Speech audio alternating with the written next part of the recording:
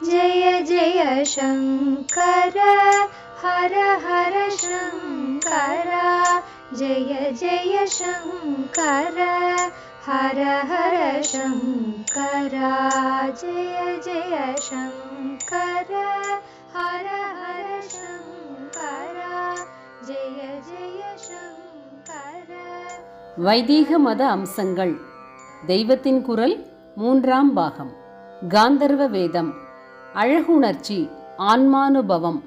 நிருத்தியம் என்பது உணர்ச்சிகளை அபிநயமாக நடித்து காட்டாமல் ஒரு தாளத்துக்கும் சொல்லுக்கட்டுக்கும் ஏற்ப காலால் ஜதிகளை போட்டுக்கொண்டு கைகளால் பல விசித்திரங்களை செய்து காட்டுவதே.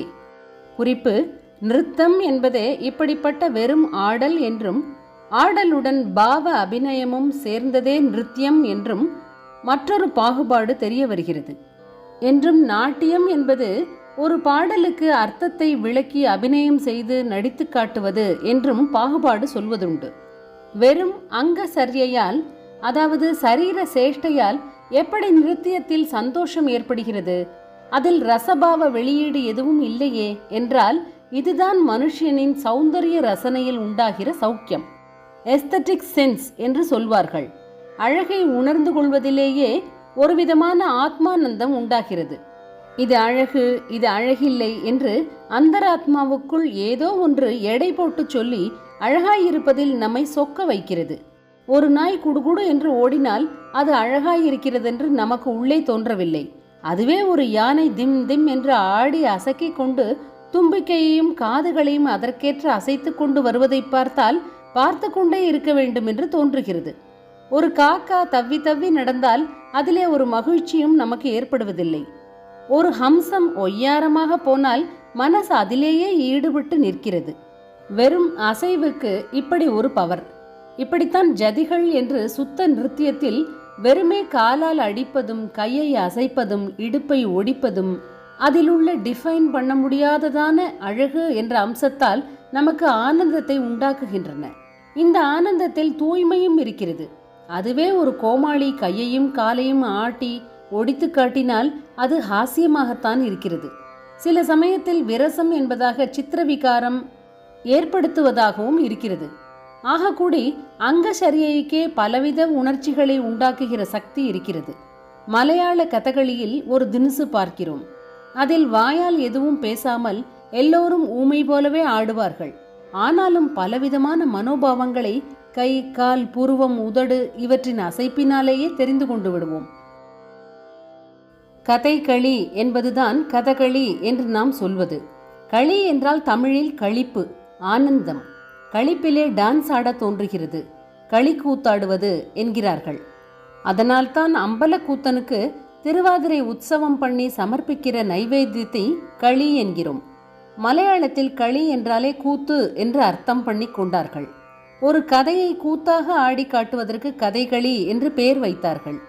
மனோபாவத்தை வாயால் சொல்வது, அங்கத்தால் அபிநயித்து காட்டுவது, மனோபாவம் இன்னதென்றே சொல்ல முடியாமலே போனாலும் வெறும் ராக ஆலாபனையாலும் தில்லானாவிலும் ஆனந்தத்தை உண்டாக்குவது என்று பலவிதம் இருந்தாலும் எல்லாம் அழகு என்ற ஒன்றினால் ஆத்மாவுக்கு நிறைவு ஏற்படுத்துவதை சேர்ந்ததுதான். வெறும் தாளகதியை லயம் என்கிறார்கள். ஏன்? அதற்கு நம் மனசை அப்படியே லயித்திருக்கும்படி செய்கிற சக்தி இருக்கிறது. மிருதங்கம் வாசிக்கிறபடி வாசித்தால் அதன் ரசவாதத்தில் ஆத்ம லயிப்பு உண்டாகிவிடுகிறது. ஸ்ருதி, ராகம் எல்லாம் இப்படித்தான்.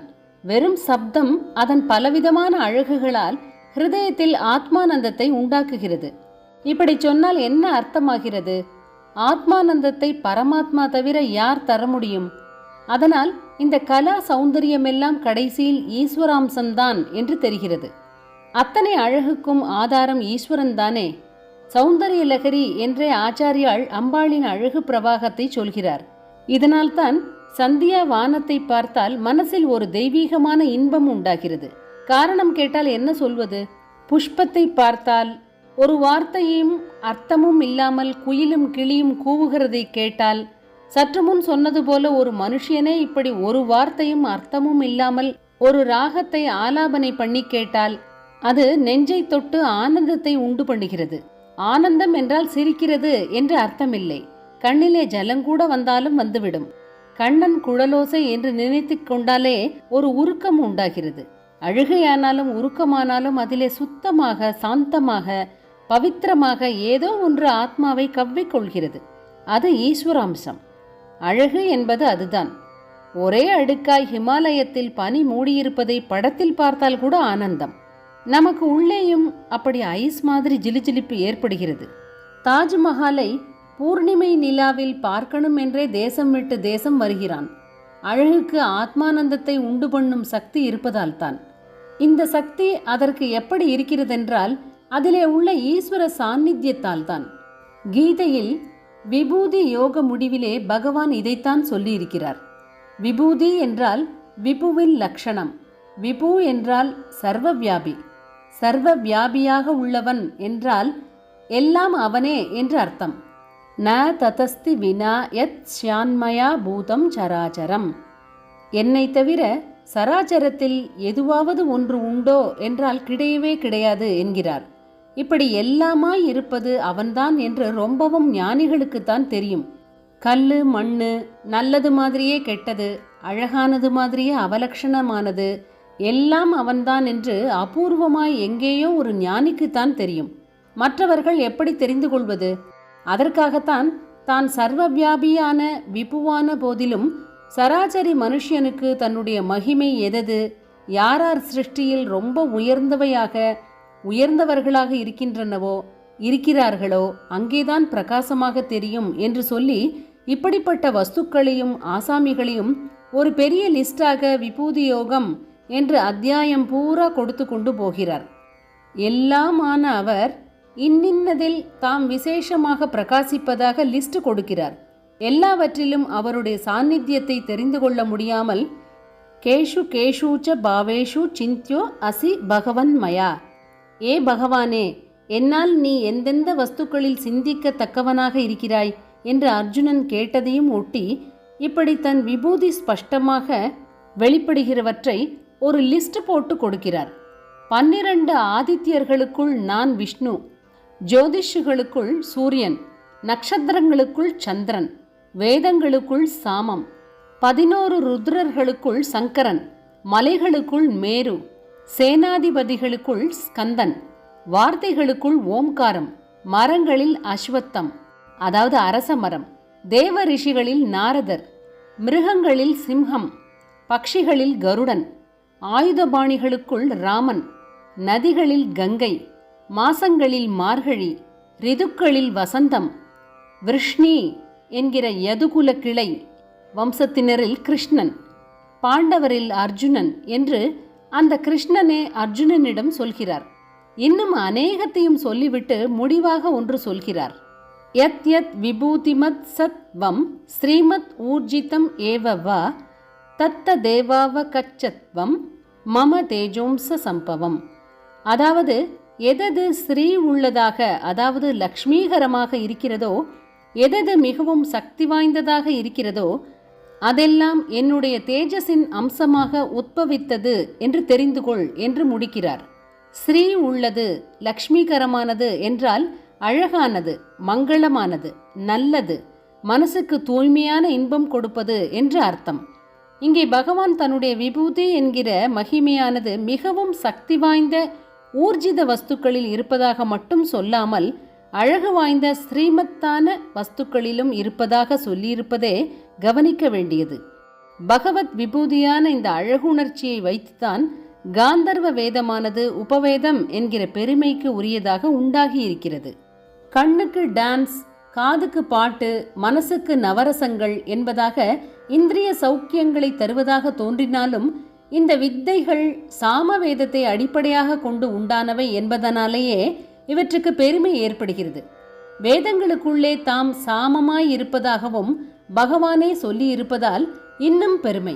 மற்ற உபவேதங்களுக்கு அவற்றுக்கு மூலமாய் உள்ள வேதத்தோடு உள்ள சம்பந்தத்தை விட காந்தர்வ வேதத்துக்கு சாம வேதத்தோடு உள்ள சம்பந்தம் இன்னும் நெருக்கமாக எல்லோருக்குமே தெரிகிறது.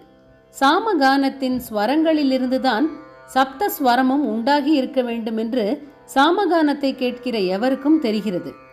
சாமகானம் என்று பெயர் இருப்பதிலிருந்து அதுவே சங்கீத வித்யையுடன் சேர்ந்தது தான் என்று தெரிகிறது. லலிதா சகஸ்ரநாமத்தில் சாமகான பிரியா என்று அம்பிகைக்கு ஒரு பெயர் சொல்லியிருக்கிறது. சிவனுக்கான அஷ்டோத்திரத்திலும் சாமப்பிரியாய நமக என்று ஒரு பெயரை சொல்லிவிட்டு உடனே இது அதன் கான விசேஷத்துக்காகத்தான் என்று தெரிவிக்கிறார் போல அடுத்ததாக ஸ்வரமயாய நமக என்ற நாமாவை கொடுத்திருக்கிறது. மகாவிஷ்ணுவான ஸ்ரீ கிருஷ்ணன் தம்மை வேதங்களில் சாமம் என்று சொல்லிக் கொண்டிருப்பதாகவும் பார்த்தோம். இதிலிருந்தே சங்கீதம் முதலான காந்தர்வ கலைகளுக்குள்ள தெய்வீகத்தன்மை தெரிய வரும். உபவேதங்களுக்குள் மனுஷனை ரொம்ப கீழான கேளிக்கைகளுக்கு இழுத்துச் செல்லக்கூடியது என்று தோன்றுகிற காந்தர்வ வித்யையேதான் அவனை ரொம்ப மேலே இழுத்து கொண்டு போய் அப்படியே ஈஸ்வரனோடு ஐக்கியமாக்குவதற்கும் உதவுகிறது. ஆக அது தப்புக்கு கொண்டு போகிறது என்றால் இதற்கான தப்பு அதனுடையதில்லை, நாம் அதை தப்பாக கொண்டு போகிறோம் என்றுதான் அர்த்தம். அதை பிரயோஜனப்படுத்திக் கொள்கிறபடி பிரயோஜனப்படுத்தாதது நம் தப்புதான். நெருப்பு இருக்கிறது, அதிலே ஆகாரம் உண்டாக்கி கொண்டு சாப்பிடுவதற்காக வீட்டில் உண்டாக்குகிறோம். ஹவிஸ்களை அர்ப்பணம் செய்வதற்காக மூட்டுகிறோம். தீபாராதனை பண்ணி பகவானின் மூர்த்தி அழகில் ஈடுபடுவதற்கும் அது பிரயோஜனமாகிறது. நம் ஜாக்கிரதை குறைவாலோ புத்தி குறைவாலோ துணிமணி நெருப்பு பிடிக்க விட்டால், அல்லது நாமே நெருப்பிலே மாட்டிக்கொண்டால், அல்லது கோவிலில் தீ விபத்து உண்டாக்கிவிட்டால் தப்பு நெருப்புடையதா என்ன? ஜெய ஜெய சங்கர, ஹர ஹர சங்கர. மகாபெரியவா சரணம். जय जय शंकर, हर हर शंकर. जय जय शंकर, हर हर शंकर. जय जय शंकर, हर हर शंकर.